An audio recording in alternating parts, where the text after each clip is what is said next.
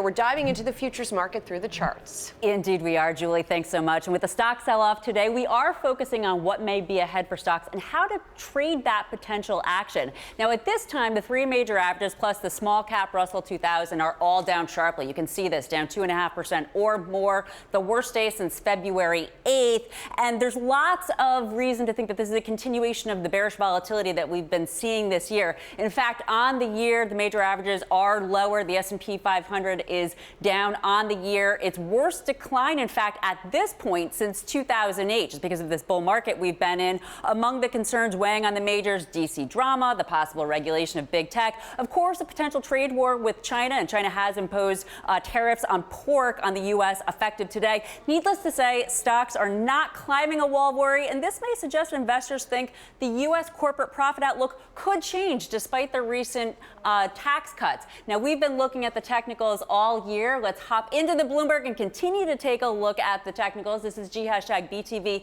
339. It's a 6-month chart of the S&P 500. The last part of last year's beautiful uptrend, well above the moving averages. The buyers in control. Lots of volatility this year, whipsawing through these major averages. Now we have the 50-day moving average rounding down. That's bearish. That tells us the sellers are really taking control, and what everybody's paying attention to, well above the the 200-day moving average. All of this is bearish and suggests more selling action could happen. In fact, this entire area of consolidation, if we go below the February low, would suggest a move to 2,200 or below. So I want to bring in Dan Russo, the chief market strategist at Chaikin Analytics. Dan, thanks so much. And what a day. You know, another extraordinary day. The volatility. Yeah, but you have a view where there could be one area of outperformance for stocks. So talk to us about this. I do, and you're actually seeing it today. I mean, despite the down day, like you mentioned, across the board, 2.5% declines.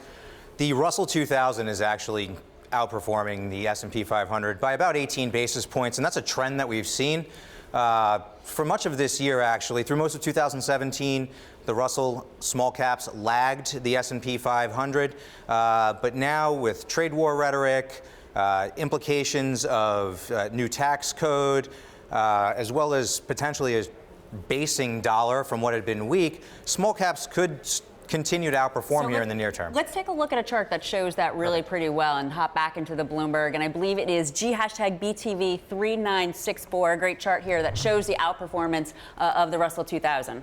Yeah, here we can see since, there's a downtrend in place from October until about February. This is the Russell 2000 relative to the S&P 500.